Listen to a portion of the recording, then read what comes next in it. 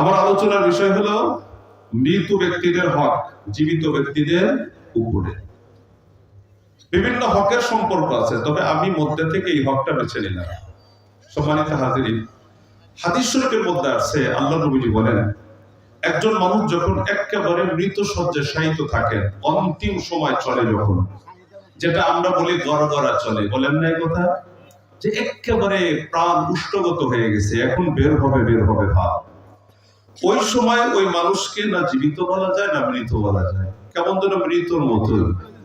আল্লাহ নবীজি বলেন, এই পরিস্থিতির সম্মুখীন যে সমস্ত মানুষ, সেখানে জীবিত যারা আছেন তাদের উপরে কয়েকটা দায়িত্ব।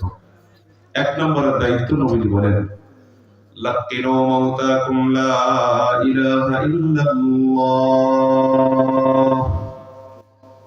মৃত শয্যায় শায়িত যারা, তাদের শিওরে বসে পাশে বসে তোমরা কালিমা শরীফের তালকিন করবা। কালিমা শরীফের তালকিন করতে কয়, কালিমা শরীফের তালকিন তার মানে কি করে করা লাগে? হাদিসের মধ্যে আছে, যে লোকটা সাকরাত চলতেছে, একেবারে অন্তিম সময় চলতেছে, শয্যায় শায়িত, তার মাথার পাশে বসে পাশে যারা থাকবে তারা আস্তে আস্তে করে, খুব জোরেও না একেবারে আস্তেও না, মাঝামাঝি সুর দি, মাঝামাঝি আওয়াজ দি, এই লোকটার পাশে বসে কালিমা শরীফ পড়তে থাকবে, লা ইলাহা ইল্লাল্লাহ, লা ইলাহা ইল্লাল্লাহ, লা ইলাহা ইল্লাল্লাহ, এমন করে শুধু পড়তেই থাকবে। কখনো বলবে না, ভাই কালিমাটা পড়েন, আম্মা কালিমা পড়েন, বেটা কালিমা পড়ো, এমন করে নির্দেশ করবে না। জানেন না, এই লোকটা এমন একটা মহাসমুদ্রে এখন হাবুডুবু খাইতে আছে, হয়তো নিজের নিয়ন্ত্রণ যদি নিজে রক্ষা করতে না পারে, এমন কঠিন পরিস্থিতির মাঝে সে এখন আছে। দোস্ত আমার, বন্ধুরা আমার, আপনি ভালোর জন্য বলবেন কালিমা পড়ো, এটা হিতে বিপরীত হতে পারে, হয়তো নিজের নিয়ন্ত্রণ হারা হয়ে যাওয়ার কারণে কুফরি শব্দ সে উচ্চারণ করে বেঈমান হয়ে কবরে যেতে পারে। এই জন্য বলছে আস্তে আস্তে করে শুধু কালিমা পড়তে থাকুক। হাদিস শরীফের মধ্যে আছে, মান কানা আখিরু কালামিহি লা ইলাহা ইল্লাল্লাহ, যেই লোকটার শেষ বাক্য হবে কালিমা শরীফ লা ইলাহা ইল্লাল্লাহ, যেই লোকটা মরণের আগে শেষ কথা এটাই বলে যেতে পারবে, আল্লাহর নবীজি বলেন দাখালাল জান্নাহ, ওই লোকটা আল্লাহর জান্নাতে যাবে। আল্লাহু আকবার, বলে বলেন, আই যেই লোকটার আখিরি কালিমা হবে, লাস্ট বাক্য মুখ দিয়ে উচ্চারণ হবে কালিমা শরীফ, আল্লাহর নবীজি বলেন কপাল বড় ভালো, নসিব বড় ভালো তার, সেই লোকটা আল্লাহর জান্নাতে যাবে। তো আমরা কি করব? মরতে লাগছে, মা বোনেরা তো হতাশ, কেউ তরপাইতেছে, কেউ গড়াগড়ি করে কান্না করছে, কেউ বুক চাপড়াতেছে, কেউ মাথার চুল ছিঁড়তেছে, কেউ জামা ফেলে ফেলতেছে। এগুলো করে লাভ আছে? লাভ আছে? হাদিসে নিষেধ আছে, কান্না করো। রাসূলুল্লাহর সন্তান মারা গেছে, আল্লাহ রাসূলের চোখ দিয়ে দরদর করে পানি পড়েছে, অথচ ওমর বলেন, ইয়া রাসূলুল্লাহ, কি ব্যাপার, আপনি না মনে করেছেন যে মানুষ মরে যাওয়ার পরে উঁচু স্বরে কান্না করতে নিষেধ, আপনি নিজেই যে কান্দেন। এটা হলো দিল, যাদের দিলের ভিতরে মায়া মহব্বত আছে, সেই মহব্বতেরই বহিঃপ্রকাশ। চোখ দিয়ে পানি পড়বে বটে, মানুষ ব্যথিত হবে বটে, তবে কান্না যেন ব্যালেন্স হারা না হয়। এত জোরে জোরে কান্নাকাটি করবে, যেটাকে নওহা বলা হয়, হাদিসের ভাষায় সেটাকে নিষেধ করা হয়েছে। এখন মা বোনেরা, অনেক মানুষ আছে নিজের নিয়ন্ত্রণ হারা হয়ে যায়, খুব চিল্লাপাল্লা করে কান্নাকাটি করে, লাভ কি ভাই? লাভ নাই। এখানে কালিমা শরীফের তালকিন করেন, এটা ওনার জন্য বড় লাভ হবে। বুঝেন, এক নম্বরের কাজ করবেন তো এটা, নাকি মোবাইল ফোনে দেখবেন যে আব্বা কেমনে মারা যায়, এটাকে একটু রেকর্ড করে রাখি, স্মৃতি হিসাবে রেখে দেই, আব্বার মরণের এই হালতটা যেন মাঝে মাঝে দেখতে পাই। এটা দেখে এটা করবেন। অনেকে তো আছে এটা স্মৃতির অ্যালবামে রেখে দেব, বুঝেন না কথা, ভিডিও আকারে রেখে দিব, এজন্য এটাকে ভিডিও করার চেষ্টা করি। হায় দেব খারাপ, সে তো সমুদ্র পার করছে মিয়া, তার হাতে নাই কোনো নৌকা, তার সাথে কেউ নাই, যে কঠিন পরিস্থিতির মাঝে দিয়ে সে যাচ্ছে, এটা যদি সে বুঝাতে পারত, দুনিয়ার কোনো মা, দুনিয়ার কোনো বাবা বেঁচে থাকতে পারত। বুঝেন কথা, আমার কথা বুঝেন? দুনিয়ার কোনো আপনজন প্রিয়জন স্বাভাবিক অবস্থায় থাকতে পারতো না। আপনি জানেন না, নিজের সন্তানটা বেডে শুয়ে আছে, যদি স্ত্রী মশারি টানায় দেয় নাই, দু একটা মশা লাগছে, রক্ত খাইছে, আপনি যাই দেখলেন যে হায় হায় আমার বাচ্চাটার গায়ে মশা লাগছে, ধমক দিবেন বিবির, হাই মশারিটা না দেওয়া নেই, কেমন কষ্ট হয়েছে ভাই। একটু মশা লাগছে বাচ্চার গায়ে, মা বাবার সহ্য হয় না।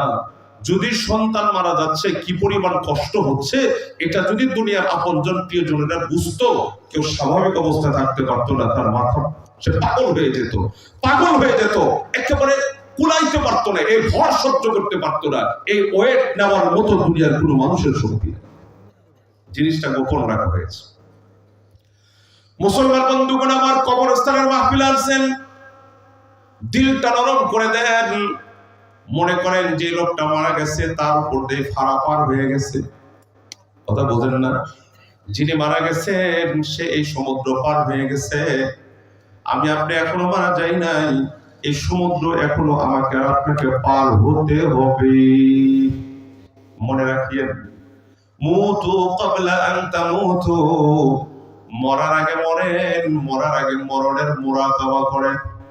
মাঝে মাঝে চোখ দুটো বন্ধ করে একটু চিন্তা করেন, আমিও তো একদিন মারা যাব, আমার জন্য যে কাফনের কাপড়, আতর, গোলাপ আর ধূপশালা ইত্যাদি চাটাই যা আছে সব হয়তো গোবিন্দেশী বাজারে ইতিমধ্যে প্রসেসিং হয়ে চলে এসেছে, কথা বুঝেন নাই? মুসলমান বন্ধুগণ আমার, আলোচনা লম্বা করা যাবে না। যে কথা বলতেছিলাম, প্রথম নাম্বার কাজ আমাকে আপনাকে করা লাগবে, কালিমা শরীফের তালকিন করেন। লোকটার বড় উপকার হবে। আখেরি কালিমা যদি কালিমা শরীফ হয়, নবীজির ভাষায় লোকটা মরবে তো সাথে সাথে জান্নাতের বাসিন্দা হয়ে যাবে। এরপর নবীজি বলেন, 2 নম্বরের কাজ, যেই লোকটি মৃত শয্যায় শায়িত, শেষ সময় পার করছেন, মওতের যন্ত্রণা কত কঠিন। হাদিসের মধ্যে আছে, আকসিরু যিকরা হাযিনিল লাজ্জাত, দুনিয়ার সব মজাকে যে বিস্বাদে পরিণত করে দেয়, দুনিয়ার সব স্বাদকে যে তিতায় পরিণত করে দেয়, সে হলো আল মউত। এই মরণের কথা বেশি বেশি করে স্মরণ করো। সম্মানিত হাজিরিন, নবীজি বলেন, যে লোকটা মৃত্যু শয্যায় শায়িত, তার মাথার পাশে বসে অথবা তার পাশে বসে কোরআনে কারীম খোলো, মুখস্থ যদি থাকে মুখস্থ পড়ো, মুখস্থ না থাকলে কোরআন দেখে দেখে পড়ো। কি পড়বা? সূরা ইয়াসিন তেলাওয়াত করো। যারা একেবারে শেষ মুহূর্ত পার করছে, ওই লোকটার পাশে বসে যদি সূরা ইয়াসিন তেলাওয়াত করা যায়, আল্লাহ নবীজি বলেন, সূরা ইয়াসিন তেলাওয়াতের বরকতে আল্লাহ পাক রব্বুল আলামিন এই লোকটার মরণের যন্ত্রণা লাঘব করে দেয়। আমল করবেন? করবেন আমল? এই ভাই, ভালো করে বোঝার চেষ্টা করেন। আমি বলছি, নিজে মরণ, আমাকে মরতে হবে। একটু সময়ের জন্য মনে করেন আপনি লাশ হয়ে গেছেন, একটু সময়ের জন্য। আমি তো আসার পরে দেখলাম কবর খনন চলতেছে, এখানে আসার পরে দেখতেছি আপনাদের কবরস্থানে এই এখনো কবর খনন চলতেছে। হয়তো এখন কবর খনন শেষ হয়ে গেছে, তাই না? একটা লাশ আসছে, ওনাকে দাফন করা হবে নাকি শুধু মরা ওনার জন্য? আপনি মরবেন না? কথা বলেন, আপনি মরবেন না? আমি মরবো না ভাই? হায় হায় হায়, এই চিন্তা যদি দুনিয়ার কোনো মানুষ করে, এক ওয়াক্ত নামাজ কখনো ছাড়তে পারবে? হিংসা করতে পারবে? বিদ্বেষী ভাব পোষণ করতে পারবে? কেউ কারো ক্ষতি করতে পারবে? একটাই নবীজি কহা, আকসিরু যিকরা হাযিমিল লাজ্জাতিল মাউত, ভাই মরণের কথা বেশি করে স্মরণ করো। এই মরণের কথা যদি বেশি করে স্মরণ করতে পারো, কেল্লা ফাতা, তোমার জীবন লাকি হয়ে যাবে। তোমার দ্বারা কেউ জোর করেও কোনো অন্যায় করাতে পারবে না। বুঝলেন না কথা? নবীজি এই জন্য। আর মাঝে মধ্যে কবরস্থানে আসবেন, একা একা আসবেন, কবরস্থানে একটু পায়চারি করেন, দেখবেন এখানে কত মানুষ আপনার চাইতে বেশি টাকাওয়ালা ছিলেন, মাটি তাকেও খেয়ে ফেলেছে। আপনার চাইতে বড় দাপটের ছিলেন, আপনার চাইতে বড় শিক্ষিত ছিলেন, সামাজিক ভাবে প্রতিষ্ঠিত ছিলেন, আপনার চাইতে মহাজ্ঞানী ছিলেন, হাতের লেখা ভালো ছিল, বক্তব্য ভালো জানতেন। সব এই মাটি এমন যে মাটির ভেতরে যাওয়ার পরে সে লেখক দেখে না, সে আলেম দেখে না, সে হাজি দেখে না, সে গাজী দেখে না, সে কোনো নেতা দেখে না, কোনো কোটিপতি দেখে না, কোনো বিজনেসম্যান দেখেন না, কাউকেই সে খাতির করে না। মাটির ভেতরে দেওয়ার পর মাটি তাকে চিবিয়ে চিবিয়ে খেয়ে শেষ করে দেয়। কথা বুঝতে পারলাম? মিশকাত শরীফের মধ্যে হাদিস, আল্লাহর নবীজি বলেন, এই যে মেরুদণ্ডের হাড় আছে না আমাদের, হাদিসের মধ্যে আসছে মেরুদণ্ডের হাড়ের নিম্ন অংশের এক টুকরো হাড্ডি মাটি খেতে পারবে না, সব খেয়ে ফেলবে। অন্যান্য হাড্ডিগুলা 2-1 বছর পরে উঠাবেন, চাপ দেবেন যে মুড়ির মতো মসমস করে গুঁড়ো গুঁড়ো হয়ে পড়ে যাবে, ঠিক কিনা? সব শেষ হয়ে যাবে। এই ছোট্ট এক টুকরা হাড্ডি থাকবে, সে হাড্ডি মাটিতে মিশবে না, মাটি খাবে না। ওই হাড্ডির উপরে আবার আমাকে এবং আপনাকে নতুন করে বানাবেন। কথা বোঝাতে পেরেছি? আজকে কবর খুঁড়ে দেখেন না, কত টাকাওয়ালা, প্রভাবশালী, কত বড় শক্তিশালী মানুষ ছিলেন, সামাজিক মানুষ ছিলেন, এই কবর কত মানুষকে খেয়ে একেবারে মাটি বানিয়ে দিয়েছে। কথাকে ঠিক না ঠিক বললাম? তো আমাকে আপনাকেও করবে কিনা বলেন? আমাকে আপনাকেও করবে।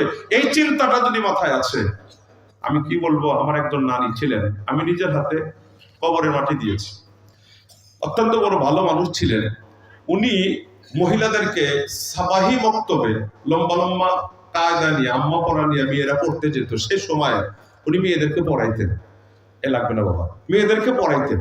তো একদিন খুব বেশি দিন আগে মারা যায় নাই, বেচারি খুব আল্লাহওয়ালা ছিলেন। আমাকে ডাকতে বলে, ভাই রে, আমার নানি তো, ভাই রে, আমার তো মরণের কথা স্মরণ হলে কিছু ভালো লাগে না, আর এই কবরের কথা চিন্তা করলে ওই অন্ধকার কবরের মধ্যে আমি কেমনে থাকবো, এই অন্ধকার কবরে আমি কেমনে থাকবো? আচ্ছা সত্যি করে বলুন তো দেখি, এই যে আগের যে কবর ছিল সে ভুতুরে পরিবেশ, ঝাড় জঙ্গল দিয়ে ভরা, তাই না? এই কবরস্থানের পাশে দিয়ে রাত 1টার পরে যদি আপনি একা একা যান, চোখ বন্ধ করে বুকে হাত দিয়ে দূর দূর করে দৌড়ে পার হয়ে যেতে হয়। আল্লাহ না জানে কি আছে, না জানে কি আছে, কি ভয়, তাই না? কবরের পাশে দিয়ে একা যেতে পারি না। তো ওই আল্লাহর বান্দি কয়, ভাই এই অন্ধকার কবরে কেমনে থাকবো? কবর দেখতে, কবরের কথা স্মরণ করে তো কোনো কিছুই ভালো লাগে না। ভাই যদি আমি আগে মারা যাই, তুমি একটু আমার নামাজে জানাজা পড়াই। আমি বললাম যে কে আগে যাবে কে পরে যাবে সেটা কে জানে, যদি নসিবে থাকে আপনি যদি আগে যান, আমি যদি পরে যাই, যদি সুযোগ হয় তাহলে পড়াবো। সেদিন যেদিন ওনাকে কবরে নামানো হয়, এখনো সে স্মৃতিটা মাথায় ভেসে আসছে। যেদিন নামাইতেছে অন্ধকার কবর, আর বলতেছে, হায় আল্লাহর বান্দি তো নিজেই বলছিলেন এই অন্ধকার কবরে কেমনে থাকবো, আজকে তো ওনাকে রাখা হচ্ছে।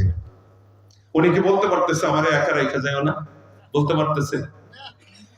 কি বলবো আপনাদেরকে, লম্বা সময় আমার হাতে নাই। হাদিস শরীফের মধ্যে আছে, হযরতে আলী রাদিয়াল্লাহু আনহু সূত্রে সম্ভবত হাদিস খানা বর্ণিত, নবীজি বলেন, মানুষকে যখন দাফন করা হয়, 3টা জিনিস মৃত ব্যক্তির সাথে কবর পর্যন্ত যায়। ওয়ার যে 3টা জিনিসের মধ্যে হতে 1 নাম্বার হলো আহলুহু, 2 নাম্বার হলো মালুহু, 3 নাম্বার হলো আমালুহু। নবীজি বলেন, ফায়ার জুল ইসলাম, 3টার মধ্যে হতে 2টা ওয়াফেস চলে আসে, ওয়ায়াবকা আহাদুন, আর একটা শুধুমাত্র তার সাথে তার কবরে থাকে।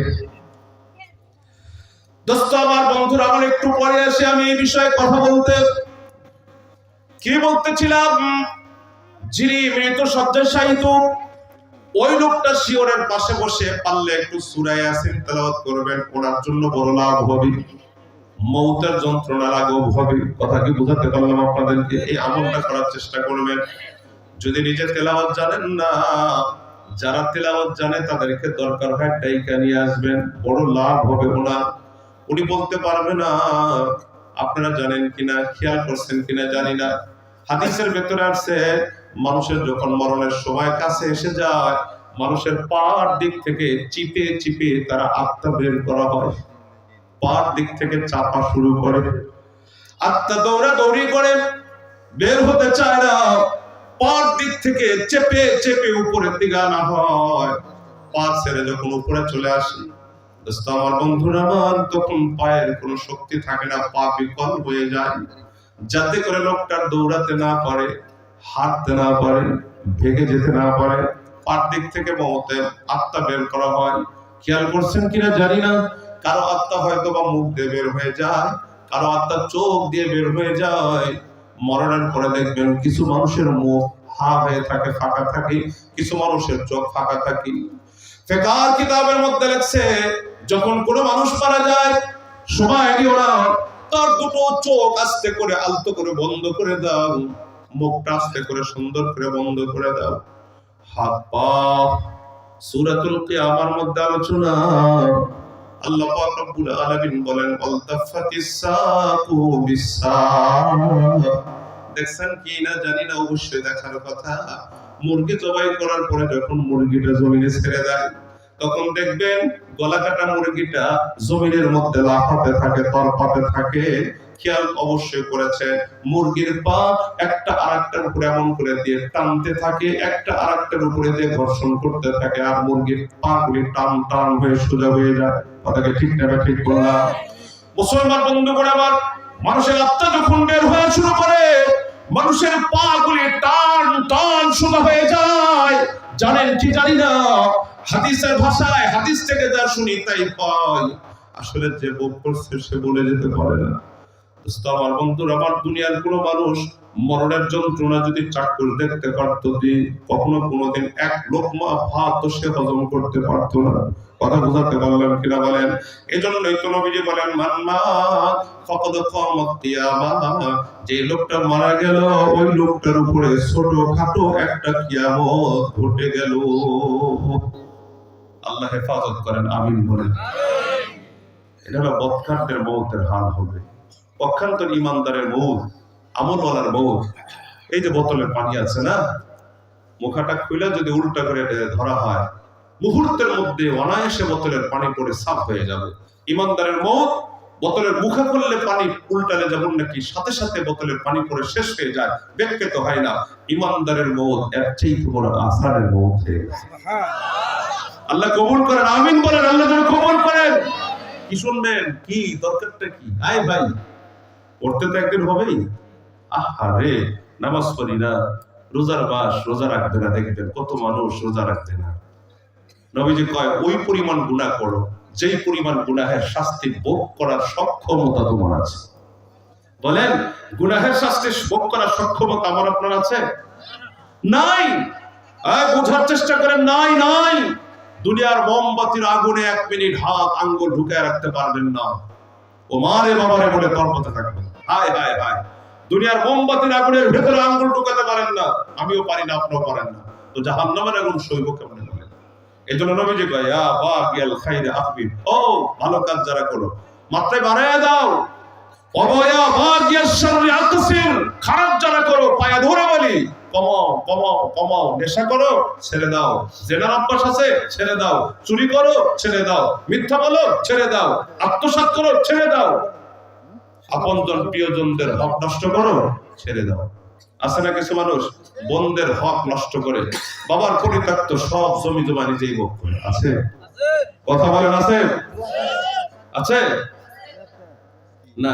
শেষ করে দেয়, শেষ করে দেয়।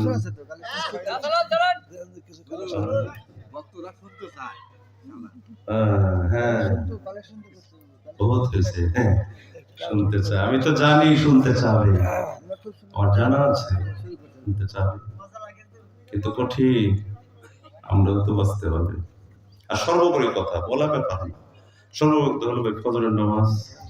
যাই হোক, তারপরও যাবে, সময় কিছু যাবে। শোনেন, আমি কিছু কথা তো সামনে আরো কিছু কথা আছে বলবো, ধৈর্য সহকারে কথাগুলি শোনেন। আমি বলছি, মনে করেন যে মরে গেছেন, মনে করেন মরে গেছেন, মরণের মোড়া খাওয়া করতে হবে। আমি আপনাদেরকে কথাই বলছি, মাঝে মাঝে একা একা বসে, নিরালায় বসে চোখ দুটো বন্ধ করে একটু চিন্তা করবেন।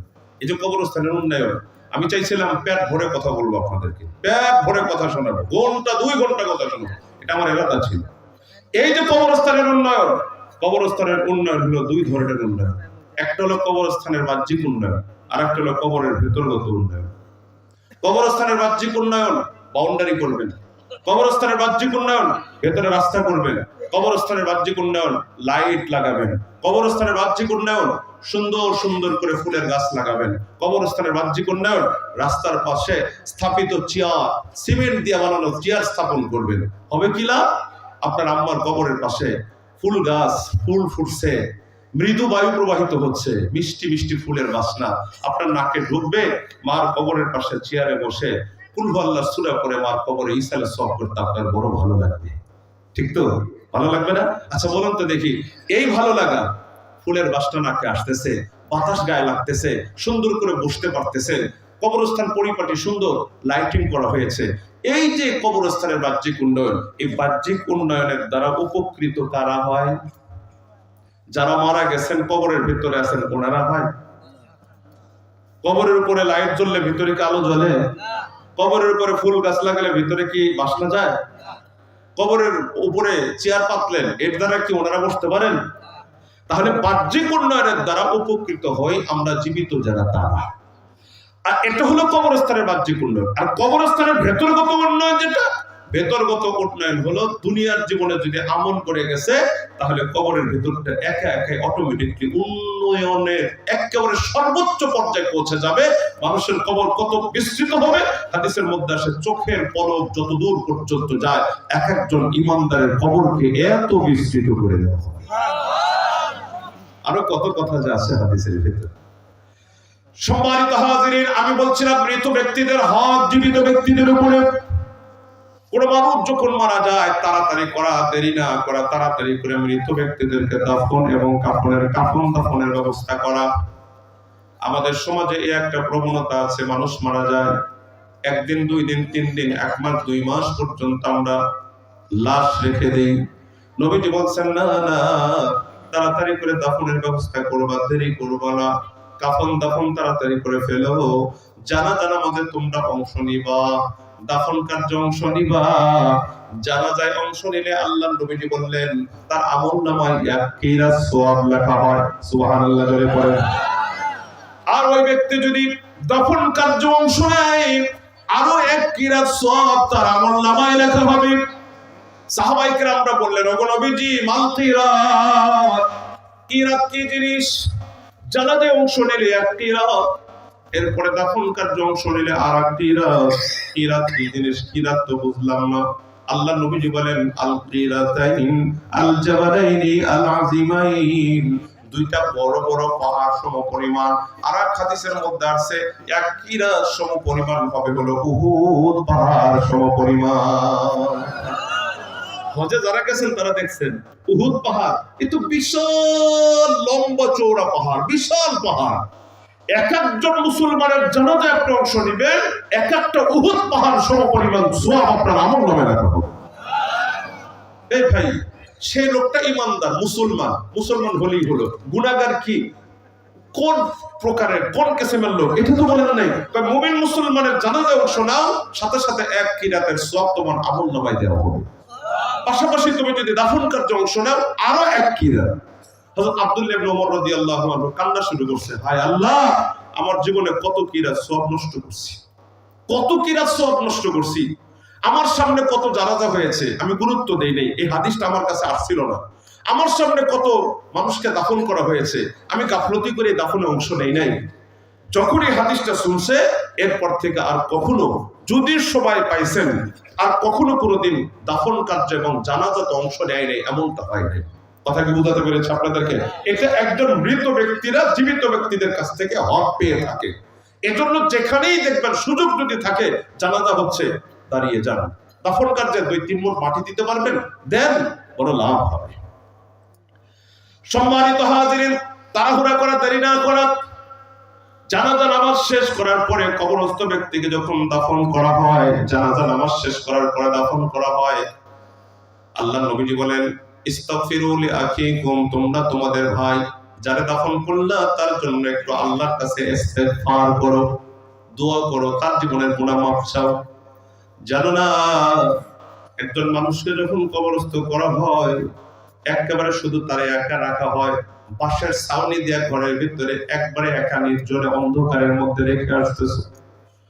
এ দোস্ত, একজন মৃত ব্যক্তিকে যখন কবরে নামানো হয় 3 জন মানুষ তার সাথে কবরে নামে। ওই 3 জন কারা? ওই গ্রামের একজন, ওই গ্রামের একজন, আর এক গ্রামের একজন, এমন না। মৃত ব্যক্তির একেবারে ঘনিষ্ঠ যারা তারাই তো কবরে নামে। আপন যারা, সবচেয়ে বেশি ঘনিষ্ঠ রক্তের সম্পর্কের যারা, তাদেরকে বাইসা বাইসা মৃত ব্যক্তির কবরে নামানো হয়। কথাকে ঠিক না ঠিক বললাম? 1 মানুষ পরিমাণ যখন বাঁশ দিয়ে সাজানো হয়, একজনকে যখন উঠতে হয় ওই 3 জনের মধ্য হতে ওনাকে উঠায় দেয় যে লোকটা মৃত ব্যক্তির সম্পর্কের একটু দূরে, তুমি আগে উঠে যাও। এরপরে 2 জন ব্যক্তির সমান যখন বাঁশ সাজানো হয় 2 নম্বর ওই ব্যক্তিকে উঠিয়ে দেওয়া হয় যে লোকটা মৃত ব্যক্তির থেকে একটু দূরে। তিন নাম্বার, ওই লোকটাই কবরের সর্বশেষ থাকে, যে লোকটার মাঝে আর ওই কবর দেনেওয়ালার মাঝে একেবারে ঘনিষ্ঠ সম্পর্ক, একেবারে কাছের সম্পর্ক। বার যখন সাজানো শেষ, তখন কিন্তু ওই লোকটাও কবর থেকে উঠে আসে। একেবারে অন্ধকার কবরের মধ্যে আব্বা একাই থাকে, আম্মা একাই থাকে। ঠিক না ঠিক বললাম? আল্লাহ নবীজি বলেন, মোট কেমন মাটি চাপা দিলাম, এই দুনিয়ার আমার উম্মতরা কবর ছাইড়া দিও না। কবরে মাটি চাপা দেওয়ার পর ইস্তাগফিরু লিআখিকুম, তোমরা তোমাদের ভাইয়ের জন্য একটু ইস্তেগফার করে দোয়া করো। জানো না, কবর যখন সাজানো শেষ হয়ে যায়, কবরের ভিতরে ফায়াজু মালাকান, দুজন ফেরেশতা কবরের মধ্যে চলে আসে। ফায়াজলিসানিহি, কবরস্থ ব্যক্তিকে উঠায় কবরের মধ্যে বসায়। কমন তিনটি প্রশ্ন তাকে ছুড়ে মারা হয়।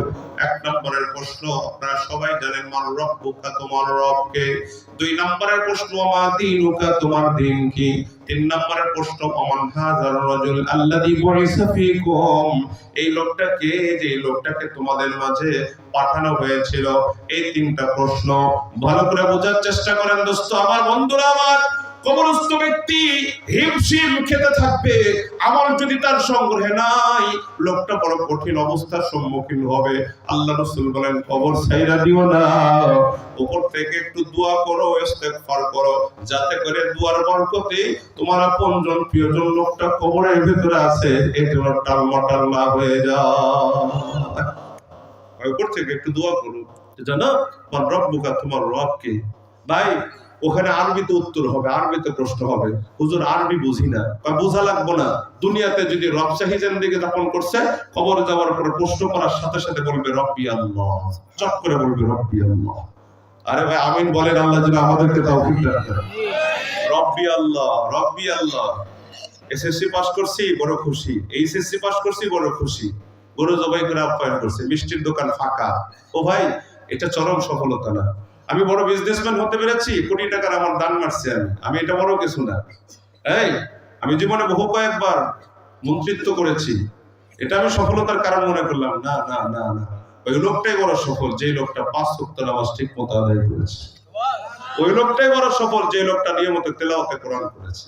ওই লোকটাই বড় সফল, যে লোকটা নিজের ভেতরটাকে হেফাজত করেছে। ঠিক কিনা বলেন?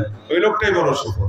জানেন কি জানি না ভাই, দুনিয়ার মানুষ বহু মানুষকে বলবে এরা পাগল, কিছু বুঝে না, এই শুধু মসজিদ মাদ্রাসা নিয়ে পড়ে থাকে, হাতে তসবিহ নিয়ে পড়ে থাকে, শুধু আল্লাহ আল্লাহ করে, দুনিয়ার কিছুই বুঝলো না।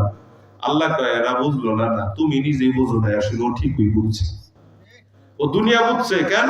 দুনিয়াই হলো জান্নাত কামাই করার জায়গা। এজন্য জান্নাত কামাই করার জন্য এত কৃপণতা করছে, নিজের জীবনের সময়কে একবারে পই পই করে হিসাব করে পার করছে। এক মুহূর্ত সময় নষ্ট করে নাই, সময় পাইলেই সুবহানাল্লাহ আলহামদুলিল্লাহ জিকিরে লেগে গেছে। এই কথা বলেন না, বুঝেন না ভাই? ভাই এখন বুঝে আসবো না, চোখ দুটো বন্ধ হলে বুঝে আসবে, তখন হাইকোর্ট আর সুপ্রিম কোর্ট করলেও আর কাজ হবে না।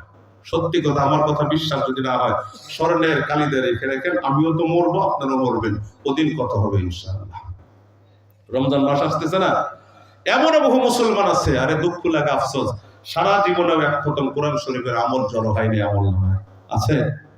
সারা জীবন দিয়াও কোরআন শরীফের শুরু থেকে শেষ পর্যন্ত পড়তে পারলো না। এই কোরআন আল্লাহ কি কইলো একটু পড়ে দেখবে, এই সুযোগটা হয় নাই। অথচ অনেক জাননেওয়ালা, অথচ অনেক বুদ্ধিমান, অথচ ব্যবসা ভালো বোঝে, রাজনীতি ভালো বোঝে, সমাজনীতি ভালো বোঝে, অর্থনীতি ভালো বোঝে, বুঝেন না কথা? রাষ্ট্রনীতি ভালো বোঝে, পররাষ্ট্রনীতি ভালো বোঝে, সব ভালো বোঝে, কিন্তু নিজের আখেরাত নীতি, আখেরাত নীতি যেটা আছে এটা বোঝে না। আমার কথা বুঝছেন কিনা? সব নীতি বোঝে, আখেরাত নীতি বোঝে না। মনে রাখবেন, আমরা মুসলমান দুনিয়া জয় করার জন্য আসি নাই, আমাদের লক্ষ্য আর টার্গেট হলো আখেরাত জয় করা। কথা বলেন, আমাদের লক্ষ্য আর টার্গেট কি? দুনিয়া জয় করা না আখেরাত জয় করা? अरे आकिल न हो गाफिल तुझे दुनिया से जाना है, अरे आकिल न हो गाफिल तुझे दुनिया से जाना है, कि एक दिन अपना चेहरा खुदा को भी दिखाना है, कि एक दिन अपना ठिकाना जन्नत को बनाना है। अल्लाह कबूल करे, आमीन बोलें। ए दोस्तों বলছিলাম, কবর দিয়ে কবর ছাইরা দিও না, একটু ইস্তেগফার করো। হযরত আলী রাদিয়াল্লাহু আনহুর সূত্রে হাদিস বর্ণিত, 3টা দিনের যায় 2টা চলে আসি। আপনজন প্রিয়জন না কিছুক্ষণ থাকার পরে কবর ছেড়ে দিয়ে চলে আসি। বৃষ্টি শুরু হয়েছে, বৃষ্টির মধ্যে কয় তাড়াতাড়ি করে ঝেমনে পড়ো, তাড়াতাড়ি করে মাটি চাপা দেন, বৃষ্টিতে ভিজা যাব। দোস্ত বুঝলেন না, বৃষ্টির পানিতে আপনার আব্বাকে যেই কবরে নামাইতেছেন ওই কবরের মাটি তো পানিতে ভিজে কাদা হয়ে গেছে, তাও তো ছাড়েন না। কথা বলেন না, তাও তো ছাড়েন না। আব্বাকে যে মাটিতে শোয়াইতেছেন ওই মাটিটাও তো কাদা হয়ে গেল, যে বাবার গায়ে কখনো এক চিলতেও কাদা লাগে নাই, তাকে সেখানে নামানো লাগবে কিনা বলেন? হাদিসের মধ্যে আছে লোকটা যদি নেককার হয় আল্লাহর পক্ষ থেকে বলা আছে কাদা মাটির কবর হোক, যে মাটির কবর হোক না কেন, ধুলা মাটির কবর হোক, আমার বান্দার গায়ে যেন এক চিলতেও ধুলা না লাগে, এক টুকরো কাদা যেন আমার নেককার বান্দার গায়ে না লাগে। ও ফেরেশতা, আমার বান্দারে কবরে নামানোর আগেই তার পিঠের নিচে বিছানা বিছায়া দিবা। আল্লাহ কবুল যেন করেন, আমিন বলেন আল্লাহুম্মা আমিন। দোস্ত একটু চোখ দুটো বন্ধ করেন, আসতেছে মাহে রমজান। এটা একটা ইমানদার যারা আছে, আমলওয়ালা যারা আছে, আখিরাতের বাণিজ্য করার একটা মোক্ষম সময়। কথা বোঝেন নাই? কথা বোঝেন নাই? হায় হায় হায়। আর আপনারা আমরা তো অনেকে আছি যে বাণিজ্যটা ধরতে হবে কি আখিরাতের বাণিজ্য না, কিছু আছে আখিরাতের বাণিজ্য করবে, আর কিছু আছে রমজান মাসে ব্যবসা করলে বেশি পশু অনেক টাকার মালিক পাওয়া যাবে। আর আল্লাহর বান্দারা কয় 11 মাস কর ব্যবসা, আর এই রমজান মাসটাকে একমাত্র আল্লাহর জন্য বরাদ্দ দেবে বেশি করে। মসজিদে ঢুকে যাও, তেলাওয়াত করো বেশি করে, একটা নফল করবা সব ফরজের সওয়াব, একটা ফরজ আদায় করবা 70টা ফরজ আদায় করার সওয়াব পাইবা। হায় হায়, আল্লাহ তো বান্দাকে হাতে ধরে জান্নাতে দিতে চায়। বান্দা শুধু নামবে, আল্লাহকে তুই নাম, আমি তোরে একবার উঁচে উঠে দিব। নামাটা তোর দরকার, শুধু নাম না। একটা রাত রাখছে রমজানে, এক রাত্রের ইবাদত 1000 মাস লাগাতার ইবাদত করলে কবুল ইবাদতের সওয়াব, এক রাত্রের ইবাদত করলে আল্লাহ এই উম্মতকে দান করে। ভাই 1000 মাস 83-84 বছর প্রায়। এই 84 বছর বয়সের কয়জন মানুষ এখানে আছেন? কয়জন আছেন এখানে? আর এক রাত্রে ইবাদত করলে এই সওয়াব। এটা তো এই শব্দের বাণিজ্যের সময়, এটা মাহে রমজানে আসতেছে। এজন্য দোস্ত একটু চেষ্টা করুন। নবীজি বলেন 3টা দিনের যায়, ছেলে মেয়ে আপনজন প্রিয়জন কবরে রেখে সবাই চলে আসে। লাশের গায়ের উপরে যে চাদরটা দেওয়া হয়েছিল ওই চাদরটা পর্যন্ত সাথে করে নিয়ে আসে। ওয়ায়াবকা আমালুহু, শুধুমাত্র তার আমল তার পাশে থাকে, নামাজ পাশে থাকে, তেলাওয়াত পাশে থাকে, যাকাত পাশে থাকে, অন্যান্য ইবাদতের নাফিলা তার পাশে থাকে। চতুর্দিক থেকে আযাব আর গজব আসতে থাকে, চতুর্দিকে দাঁড়ায়া তার আমলগুলি তার সেভ করে, হেফাজত করে। কতক্ষণ পর্যন্ত তার সঙ্গ দিবে? আল্লাহ ওয়ালা বান্দার আমল জান্নাতে পৌঁছানো পর্যন্ত তার সঙ্গ ছাড়বে না। আপনি বলবেন যে নাই, এগুলা নাই। হ্যাঁ, আমার রব্বুকা কয় হা হা লা আদরি, আল্লাহ জানি না তো। রাখ রাখ, জানোস না? হ্যাঁ, অমাদিনু কয় না আল্লাহ জানি না, হা হা লা আদরি জানি।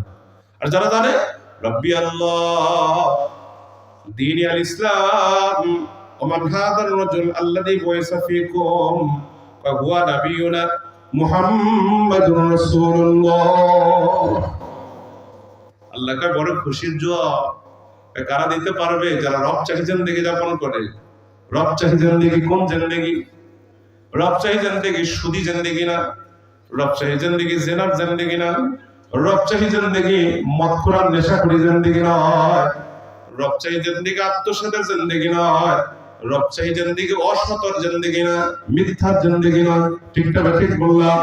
রব চাহি জীবন, আল্লাহ রাসূল যেইভাবে চলেছেন, চলতে বলেছেন, যেইভাবে চলার ট্রেনিং দিয়ে গেছেন, ওই জিন্দেগি হলো রবচাহি জীবন। যারা রবচাহি জীবন যাপন করবে কবরে যাওয়ার পর প্রশ্ন করবে, দেরি হবে না, সাথে সাথে বলবে রব্বি আল্লাহ। আমা দীনুকা, তোমার দিন কি? দুনিয়াতে বহু দিন আছে, দিনগুলোর মধ্যে হতে যে দিন আল্লাহর পছন্দনীয় ইসলাম, ইন্নাদ দীনা ইনদাল্লাহিল ইসলাম, একমাত্র মনোনীত ধর্মই হলো আল্লাহর কাছে ইসলাম। ইসলাম মেনে যারা চলবে, সাথে সাথে বলবে দ্বীনুল ইসলাম। রাসূলের আদর্শ যারা মানবে, সাথে সাথে বলবে ওয়া নাবিয়ুনা মুহাম্মাদুর রাসূলুল্লাহ। ও যুবক, রাসূলের আদর্শ মানো না, অনলাইন দেখে দেখে চুলের কাটিং করো, কথা হয় না? রাসূলের আদর্শ মানে না, অনলাইন দেখে দেখে চুল কাটে। রাসূলের আদর্শ মানে না, কোনো জায়গায় নাই। আল্লাহ হেফাজত করেন, আমিন বলেন আল্লাহুম্মা আমিন। প্রশ্ন তিনটার উত্তর দিবে, আল্লাহর পক্ষ থেকে বলা হবে আফশিশুহু মিনাল জান্নাহ, জান্নাতি বিছায়া দাও। ওয়ালবিসুহু মিনাল জান্নাহ, জান্নাতি পোশাক তার গায়ে পরায়া দাও। ওয়াফতাহু লাহু বাবাম মিনাল জান্নাহ, জান্নাত থেকে তার কবর পর্যন্ত একটা দরওয়াজা খুলে দাও। ও ভাই, নিজের হাতে লাগানো বাঁশবাগান, বাঁশবাগানের সাইটের বাঁশটা বড় পাকা সুজা বাঁশ, বাতাসে একবার দোল খায়, একবার ওদিকে টেনে নেয়, আবার ওদিককার বাতাস এদিকে ঠেলে আনে, আবার ওইদিকে ঠেলে নেয়। জানেন না, এই বাঁশটা দিয়ে আপনি কিছুই বানাবেন না, বাঁশটা দিয়ে আপনি কোনো ঘরের বেড়া দিবেন না, বাঁশটা দিয়ে কোনো খুঁটি বানাবেন না। নিজের হাতে লাগানো বাঁশ, সুজা তরতরা বাঁশ, পাকা বাঁশটা আপনি নিজেই লাগাইছিলেন, আল্লাহ বরাদ্দ রাখছে, এই বাঁশটাই আখের তোমার সাথে কবরে যাবে। হতে পারে না? হতে পারে না? আলোচনা লম্বা করে লাভ নেই, মরণের কথা বেশি করে স্মরণ করেন। এই কবর হবে আখেরি ঠিকানা। আলমে বরযাখের প্রথম মাকাম হলো কবর। কবরের কথা যদি স্মরণ বেশি করে করেন, এমনি দেখবেন অন্তরটা আলাদা হয়ে যাবে, অন্তরের মধ্যে আলাদা জজবাত পয়দা হবে। কখনো নামাজ ছেড়ে দিয়ে পেটের ভাত হজম হবে না, কখনো কাউকে ঠকাইয়া পেটের ভাত হজম হবে না, কখনো চোখের গুণা করে পেটের ভাত হজম হবে না, কখনো মিথ্যা বলে কাউকে ঠকায় পেটের ভাত হজম হবে না। কথা বোঝাতে পারলাম কিনা? কেমন ধর একটা জুলুম মনে হবে, হায় হায় আমি কি করলাম, এটা কি করলাম, দুনিয়ার কেউই দেখে নাই, আরে মালিক তো দেখছেন, মালিক তো দেখছেন, জব তো তার কাছে দিতে হবে, ঠিক কিনা বলেন? এই জন্য সম্মানিত ভাইয়েরা আমার, যুবক বন্ধুরা, কথা অনেক ছিল, ইতিমধ্যে রাত 1:30টার মতো বেজে গেল, আমি অনেক কথা বলে ফেলেছি, কথা লম্বা বলা যাবে না। মৌতের প্রস্তুতি আমাদেরকে নিতে হবে। মরণের কথা বেশি করে স্মরণ করেন, কবরের কথা বেশি করে স্মরণ করেন, দেখবেন জিন্দেগি এমনি পাক হয়ে যাবে, পবিত্র হয়ে যাবে। মা বোনদেরকে বলছি, মহিলারা মা বোনদেরকে শয়তান বেশি ব্যবহার করে হলো খারাপ কাজ করার জন্য, এটা একটা মাধ্যম বানায়। আমি মা বোনদেরকে বলবো, আপনারা নিজেদেরকে সংযমী জিন্দেগি দান করেন, একটু একটা সীমার ভিতরে চলে আসেন, বেহায়াপনা ছেড়ে দেন, গীবত শেখায়ত ছেড়ে দেন। আল্লাহ যেন আমাদের সবাইকে কবুল করেন, আমিন আল্লাহুম্মা আমিন।